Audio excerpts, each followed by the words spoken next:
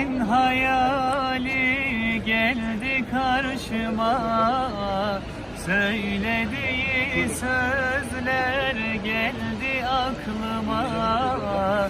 Giydiği gömleği aldım koynuma, özledim annem, doymadım sana. Giydiği gömleği aldım koynuma, özledim annem, doymadım sana.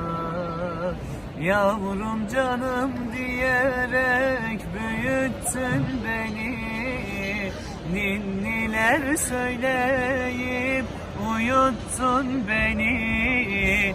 Geceleri kalkıp doyurdun beni, her zaman